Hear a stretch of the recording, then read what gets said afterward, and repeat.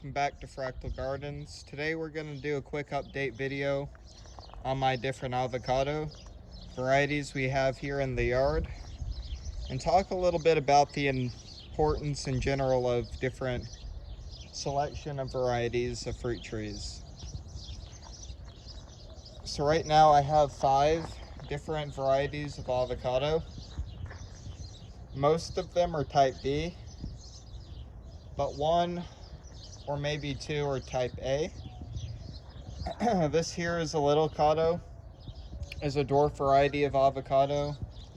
I've put it on this trellis and I'm training it like an espalier, where the main trunk is now going in a lateral direction. If I wanted to stop growth on the branch entirely, what you're supposed to do is bring it below parallel, and that gives us a physiological signal to the plant to stop making growth on that branch. So as you can see, we have new growth everywhere on the areas which are not painted. And you can see the sizing of the leaves on these ones over here. They're larger than any of the other leaves, which is an indication the plant is very well fed and is happy with what is going on. Over here, we have a Wilma avocado. Is one which I've seen successfully fruit on somebody else's tree in Tucson. Because of that, I'm very optimistic that this is a general winner for people in Tucson. Not only is it extremely cold tolerant, it also, I think, has some ability once it matures to take some of the summer conditions as well. Is of the Mexicola lineage. And over here we're looking at a Broadkin. Is a cross between a Guatemalan and a Mexican variety. Over here we have a Fuerte, which is related to the Haas, is about a couple degrees more cold tolerant than Haas, can supposedly make it to about 30 degrees Fahrenheit. Now, a few statements about varieties of fruit trees about these different avocados. One would be, we're looking here at the ability of the avocado to protect itself as it grows, either by developing hardy leaves. Some varieties of avocado will make leaves that are of a little bit of a different texture. So when I feel these leaves, they feel very, very firm, which is a good indication there may be a little bit more hardy for the summer conditions and also the winter conditions. If I were to put a Haas out here and feel the leaves, I would expect them to feel a little bit thinner. And that's just the general observation I've made about different varieties of avocado.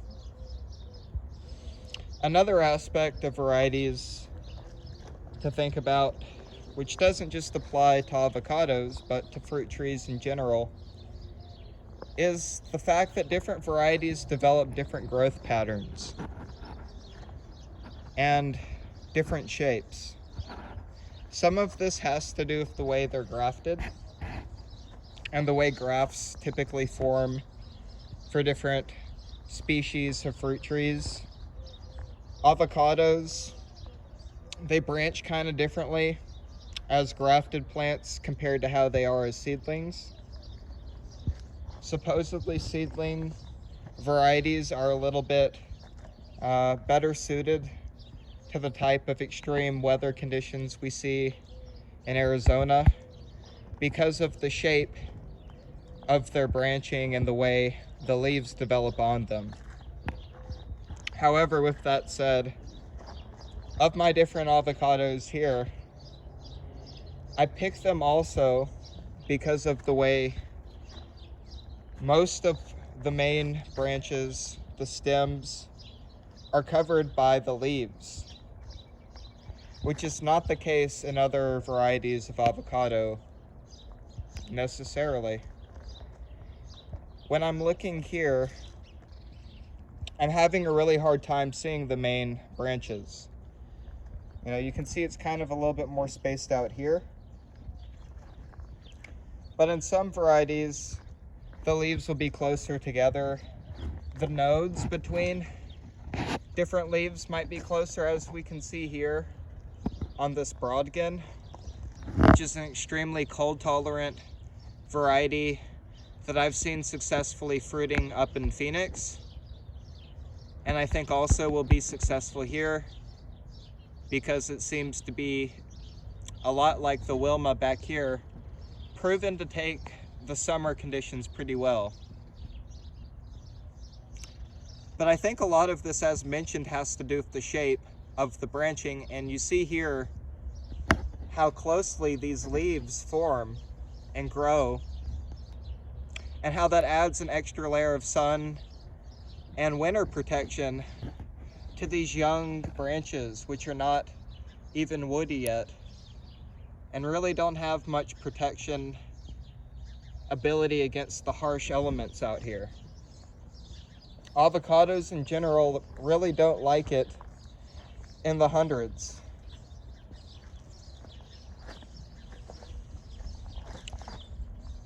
Looking at this one here, this Fuerte is maybe the least cold tolerant, the least hardy of these different avocados, is still putting out these very large leaves, which means it's really healthy. So the leaf size is an indication that it's getting very well fed. And because the leaves are getting bigger and bigger, it's showing that our tree's maturing. But like the other ones, this one does a really good job of blocking out the sun on the main branch and the lateral branches we see that are beginning. So on this main trunk here, we can see it's all blocked out. Part of that is also the microclimate, the fact that I've created this little artificial palm shade barrier on the south side of these avocados to where they receive partial shade pretty much all morning to afternoon long. Several of these flowered this season, including the Fuerte, which is the reason I bought it, despite the fact that it's not as cold tolerant as some of these other ones. The other one which flowered was this Mexicola Grande, which is another of the extremely cold tolerant varieties. It's not maybe as tolerant of the extreme summer conditions as the Wilma or the Broadgen here. But if given an ideal microclimate where it can grow and get larger, the Mexicola Grande, the Little Cotto, and the Fuerte, which compared to the Wilma and the Broadgen are not as hardy for both winter and summer, they can still survive and thrive. And that's the reason why all of these avocado varieties are putting out these wonderful looking leaves. They love the way that they're fed. I give them every single, cannot speak, so hot out here. Every single micronutrient and macronutrient which plants need, and specifically hand mixed and formulated for what avocados prefer. I customize all of my different fertilizer mixes which I apply to my plants on a daily or twice daily or bi-daily, or what I mean by that is every other day, depending on the temperature outside. and the weather conditions. All of these plants here, anything which is not covered in the Surround WP paint, which helps to cool things off, and is green, is new growth since the last application of the Surround. So as you can see, everything is growing. These apples are getting larger. New fleshes on these pruned Manila mangoes. This apple, this Fiji apple, is growing now into the trellis of the mango that's fruiting behind it. So yeah, this is what we got going on. I hope you guys enjoyed this video, found some of the information helpful, and have a great day. It's apricot season. Let's shake the tree and see if any of them are ready. Not quite yet. When they're ripe enough, they'll just fall off naturally with a little gentle shake. That's the way I've been picking them. I had an extremely juicy one this morning. These apriums here, the combination of the apricot and plum, 75% apricot genetically. Man, they're really, really sweet.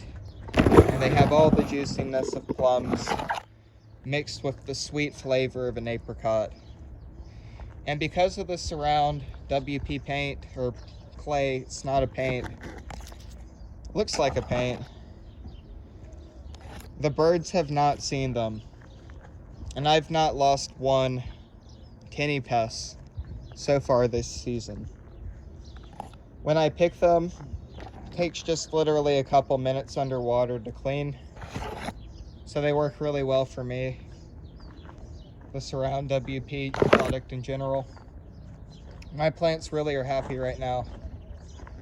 Be doing some videos soon about some different topics. We have some pomegranates over here. Got our melon and pumpkin and corn monstrosity of a 900-gallon raised bed over here. Got a bunch of figs coming in season. So stay posted, guys. A lot of other stuff too. Have a nice day.